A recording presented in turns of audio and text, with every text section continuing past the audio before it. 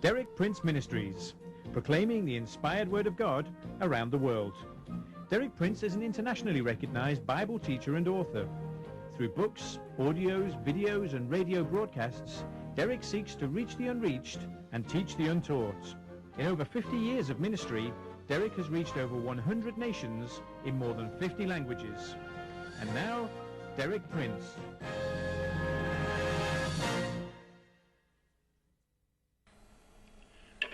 Para começar com o assunto de autoridade, se você parar e pensar, você vai entender que a palavra autoridade vem da palavra autor.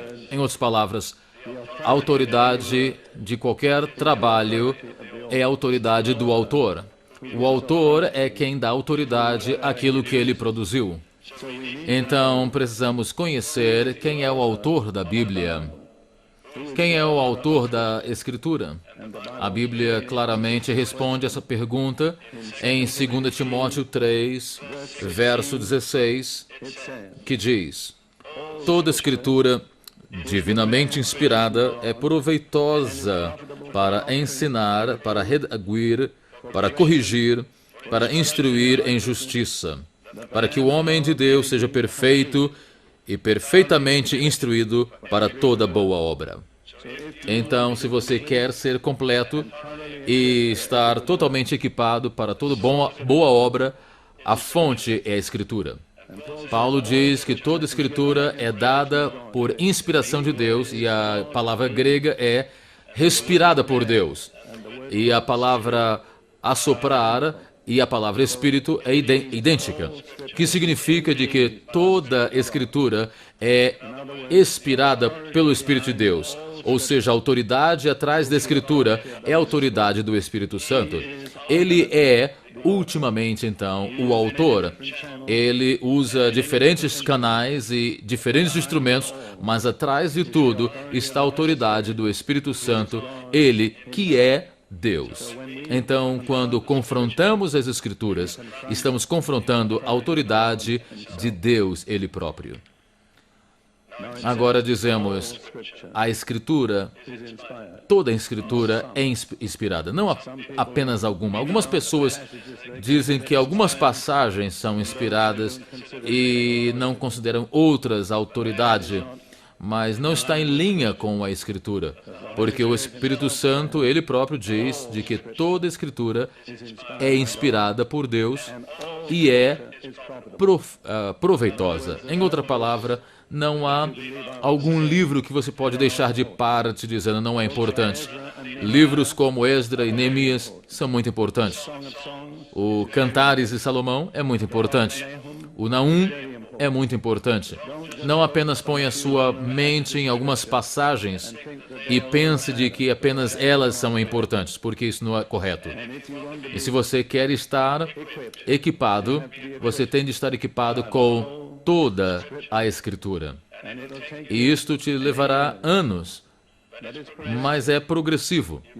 Você pode mover de força em força em você meditar e estudar e aplicar a palavra de Deus. E lembre de que Jesus disse, edificando em seu fundamento é ouvir e fazer a palavra de Deus. Não apenas ouvir, mas fazer e ouvir.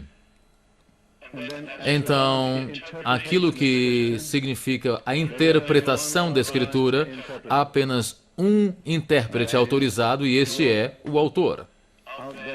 Lá fora, em algum lugar, podemos ver alguns livros que têm o meu nome, eu sou o autor, mas nenhum deles tem o critério para dizer de que eu sou a melhor pessoa. Talvez eu não tenha dito melhor, mas eu sei o que eu falei. Mas se você quer saber o que a palavra quer dizer, fale com o autor. Ele é o único que é autorizado para interpretar as Escrituras. Pedro diz em 2 Pedro, capítulo 1, verso 20 ao 21, sabendo primeiramente isto, que nenhuma profecia da Escritura é de particular interpretação. Nenhum indivíduo pode dizer, Eu sei o que isso significa. Não está autorizado, porque é o Espírito Santo. Então ele diz, porque a profecia nunca foi produzida por vontade de homem algum, mas os homens santos de Deus falaram inspirados pelo Espírito Santo. De novo, Pedro aponta aí o que Paulo falou. A autoridade atrás da Escritura, a fonte da inspiração é o Espírito Santo. Agora, você pode dizer, razoável, mas o homem que escreveu a Bíblia, em muitos casos, foram fracos e falíveis. E a Bíblia até fala dos seus pecados. Eu penso de que é uma marca da precisão da Bíblia, que fala acerca dos pecados dos homens que escreveram. Muitas pessoas talvez esconderiam seus pecados para não expondo-os, tentar apresentar-se como infalíveis. Nenhum autor da Bíblia faz isso. Até Davi, que foi o autor de maior parte dos Salmos, ele cometeu e escreveu acerca dos seus graves pecados, para que todos possam ler. Então, como é que a Bíblia pode ser infalível se as pessoas que a escreveram foram falíveis? E há uma resposta linda para isso no livro de Salmos, capítulo 12, verso 6. Apenas um verso. Salmos 12, 6. As palavras do Senhor são palavras puras, como prata refinada em forno de barro e purificada 7 vezes. Isso é uma fotografia como as pessoas purificam metal. Eles construíam um forno de barro, põem fogo e o metal ali para ser purificado. Então você tem 3 coisas nessa fotografia. Você tem o forno de barro, que é o instrumento humano, apenas barro. Você tem o fogo, que é o Espírito Santo, que purifica a prata, que é a mensagem. Então aí nos diz que homens falíveis podem ser canais para produzir a inspirada e com autoridade a palavra de Deus. Mais uma vez, o barro é um homem, o fogo é o Espírito Santo, a prata purificada 7 vezes, absolutamente pura, é a palavra de Deus. E o número 7 na Bíblia nos liga 2 coisas: o Espírito Santo e a perfeição. A perfeição é pelo Espírito Santo. Então a Bíblia, mesmo de que tenha vindo por homens pecadores falíveis, foi purificado 7 vezes pelo fogo do Espírito Santo e é totalmente confiável. Agora, precisamos de considerar a atitude de Jesus, ele próprio, para com a Bíblia, porque para nós, que somos seus discípulos, ele é o passo, ou compasso. Como é que ele se relaciona com a Bíblia? Quando olhamos as Escrituras nesta manhã, e vamos olhar mais uma vez em João capítulo 10, verso 35. Não precisamos olhar outros versos.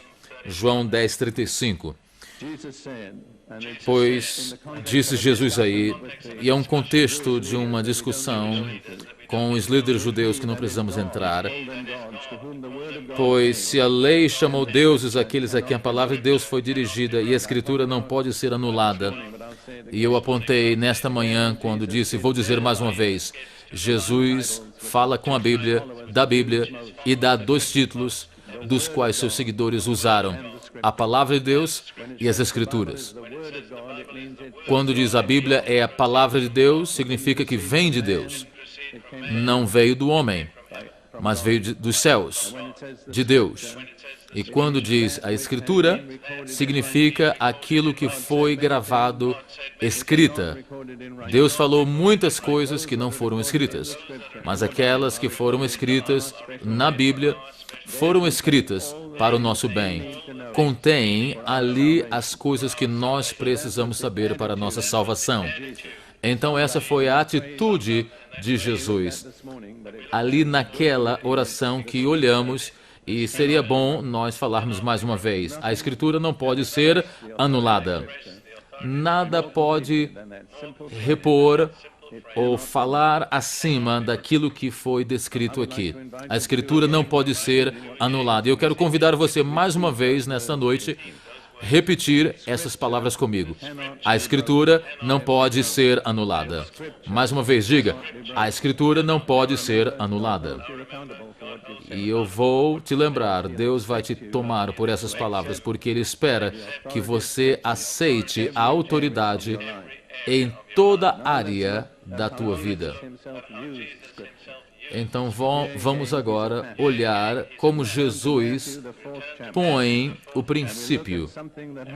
Vamos olhar em Mateus capítulo 4, aquilo que aconteceu no deserto, quando Jesus foi tentado pelo diabo no deserto. E precisamos de olhar no final do capítulo 3, e está escrito ali como Jesus foi batizado por João Batista no Jordão. Quando ele saiu da água, o Espírito Santo de Deus desceu sobre ele e falou algo acerca dele. Ou seja, o Espírito Santo ficou sobre ele. O Espírito Santo desceu sobre nós, mas não ficou em muitos de nós, porque dissemos coisas erradas. Mas Jesus nunca falou nada de errado que pudesse ter entristecido ou retirado, feito aquela pomba voar para longe dele. Então uma voz desceu do céu e disse: "Este é o meu Filho amado, em quem me comprazo." Agora você pode pensar, e eu posso pensar, de que Jesus então vai ter um tempo fácil, porque ele tinha o apoio de tanto o Pai quanto o Espírito e do profeta João Batista. Mas não é assim. A próxima coisa que acontece, ele se encontra no deserto, jejuando por 40 dias e sendo tentado por Satanás. Então, por favor, não imagine que Deus estava com a bênção dele sempre fazendo a sua vida fácil. Na realidade, num certo sentido, faz a vida mais difícil, porque Satanás vai se opor muito mais contra aqueles que Deus ungiu. E no Evangelho de Lucas, nós não vamos lá, mas diz de que Jesus foi dirigido pelo Espírito ao deserto para que no final dos 40 dias ele pudesse sair no poder do Espírito Santo. Isso são duas coisas diferentes. Uma coisa é ser dirigido pelo Espírito e outra coisa é ser movido e operar no poder do Espírito. E Jesus não fez isso até de que ele teve seu conflito com Satanás e venceu. E isso é para cada um de nós. Cada um de nós temos de vencer a tentação e a oposição para que possamos mover no poder do Espírito Santo. Agora, o tentador, em Mateus 4, a primeira coisa que ele fez foi por dúvida. E isso é sempre o que acontece com cada um de nós, com Satanás. Ele não nos faz imediatamente negar a palavra, ele nos põe perguntas. Isso acontece muitas vezes na história da igreja. E ele nunca usou outra tática, mas parece que sempre funciona. Mas não deixe que isso funcione contigo. Então você vê aí a primeira coisa que Satanás fez com Jesus. No capítulo 4, ele diz: "Se tu és o Filho de Deus, manda que essas pedras se tornem pães." Deus tinha acabado de falar com ele: "É o meu Filho amado." Mas Satanás agora desafia para que ele duvide da palavra de Deus. Se tu fores, então faça alguma coisa. Faça que essas pedras se tornem pão. Mas Jesus respondeu: "Está escrito, o homem não viverá do pão apenas." Incidentalmente, interessante é de que as 3 respostas de Jesus foi tirada de um livro, do livro de Deuteronômio. E é interessante de que nem Jesus nem o diabo questionaram a autoridade do livro de Deuteronômio. Então, por que você deveria gastar tempo fazendo isso? Então, é como Jesus atua com a tentação. É muito, muito importante. Ele trabalhou com a tentação de uma perspectiva da palavra escrita de Deus. Está escrito. Não pense de que você é mais inteligente para tratar com o diabo. Ele é mais inteligente do que você. Ele é o seu trabalho tentar convencer. E o teu argumento não vai fazer nada contra ele. Tem a palavra. Jesus, quando foi tentado, ele disse: "Está escrito, está escrito, está escrito." Então, quando Jesus ele vai para Satanás, Satanás muda o assunto. Ele não tinha resposta para a palavra. Então, não seja tentado em tentar sobrepor Satanás com a tua filosofia ou com a tua teologia. Jesus simplesmente responde com a palavra. Jesus, ele não fez o erro de Eva. Se você for ao início da história humana em Gênesis 3, nos primeiros versos, diz: agora a serpente era mais astuta, ou seja, o diabo em corpo, mais astuta que as alimárias do campo que o Senhor Deus tinha feito, e esta disse à mulher: é assim que Deus disse, não comereis de toda a árvore do jardim? O que é que ele tentou fazer? Dúvida. Exato. Quando você tem dúvida, o próximo passo é não crer, depois desobediência. Lembre-se disso. Você não brinca com a dúvida. Bem, Eva fez o erro de pensar que ela poderia encontrar o diabo no mesmo nível e deu a resposta: bem, a árvore que nós temos aqui no meio do jardim. E acerca disso ela disse: não, Deus disse que você não deveria comer, senão você vai morrer. E aí o diabo notou a resposta. A serpente disse: você não vai morrer. E aí onde ele vem, ele chega perguntando, mas depois ele vai para a dúvida. E se você estudar a história da igreja, você vai ver nesses últimos 100 anos que sempre que o diabo persuadiu teólogos ou pregadores, ou seja lá quem for, para perguntar ou questionar a Escritura, ele sempre os trouxe ao ponto onde negaram. Então, não comece nesse compasso, porque a Escritura é autoridade, é a palavra de Deus. Aceite, viva com isso.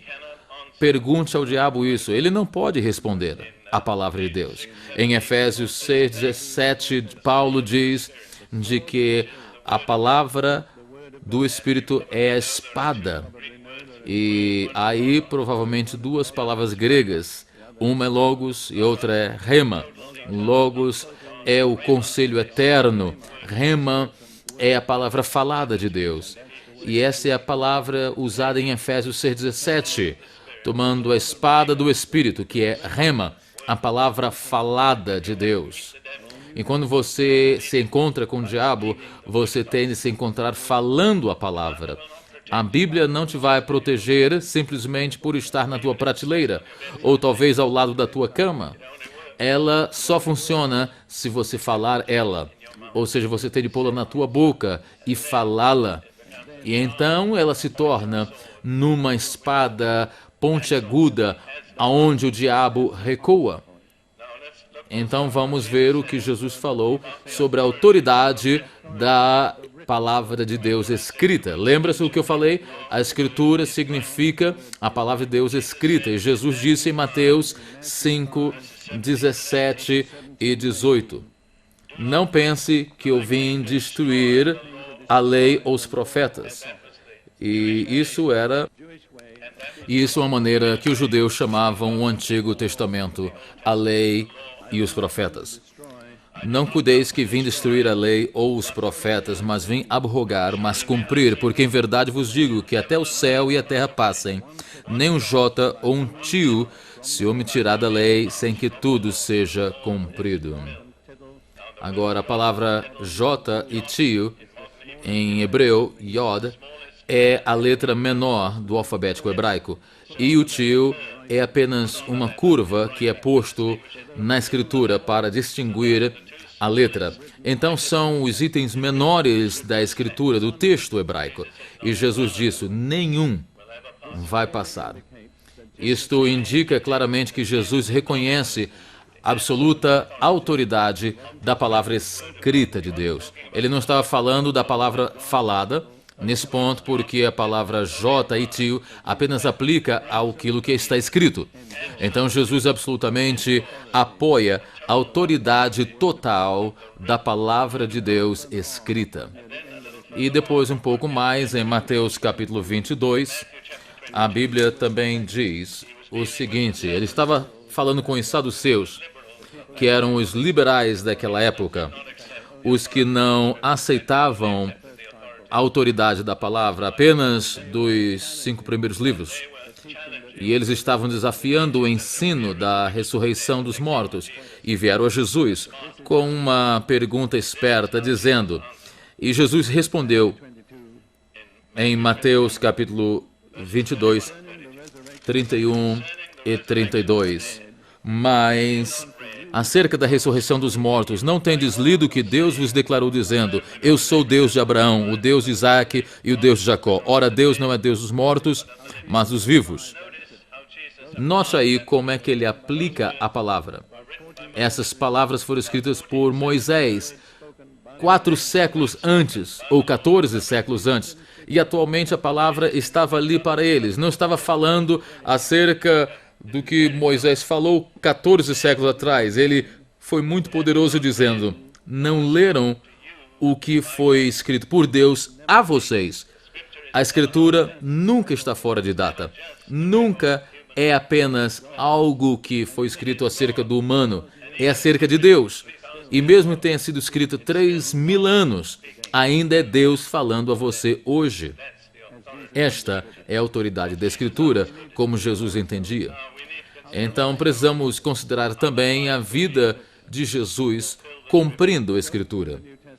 Se você for para o Novo Testamento e encontrar 18 lugares diferentes que diz alguma coisa acerca de Jesus, é o que a Escritura, para que a Escritura seja cumprida, ou seja, não é apenas meramente ele crendo na Escritura, mas é ele cumprindo, obedecendo a Escritura. A sua vida completa era o trabalho da Escritura. Você pode tomar aspectos diferentes da vida, mas vamos falar do seu nascimento, da sua vida humana, da sua morte e da sua ressurreição. Acerca destas, as Escrituras falam de que cumpriu-se para que a Escritura se cumprisse. Jesus, em nenhum momento, foi tão forte apoiando a Escritura do que nisto.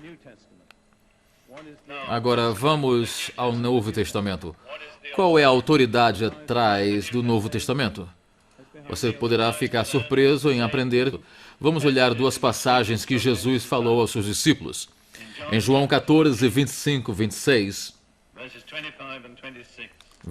26, Jesus está deixando os seus discípulos, está preparando-os a esse fato que ele vai deixá-los. Ele diz, tenho-vos dito isto estando convosco, mas aquele Consolador, o Espírito Santo, que o Pai enviará em meu nome, é o título, é o Consolador ou Ajudador, o Espírito Santo, que o Pai enviará em meu nome, vos ensinará todas as coisas e vos fará lembrar de tudo quanto vos tenho dito. Então a autoridade atrás das Escrituras dos apóstolos é a autoridade do Espírito Santo. Jesus disse que ele faria 2 coisas. Aquilo que eu não ajudar, ele vai ensinar. Aquilo que ele ajudará, ele vai vos fará lembrar. Então, a inscrição dos evangelhos não depende da mente humana, mas do Espírito Santo. E depois, em João 16, no verso 12 e 14, a mesma coisa está aí. Jesus disse aos seus discípulos, ainda tenho muito que vos dizer, mas vós não podeis suportar agora. Mas quando vier aquele Espírito da verdade, ele vos guiará em toda a verdade. Então ele quebra aí esta lei da gramática e enfatiza no Espírito Santo. Ele há de vir. De acordo com a gramática grega, ele deveria ter dito, ele vai vir. Mas, deixe dizer, ele não é um isto, ele é ele. Então, há uma diferença aqui desta personalidade no gramático.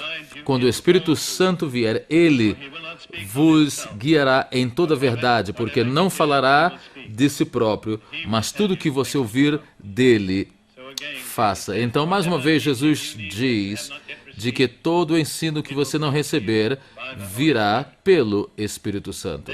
Então ele diz,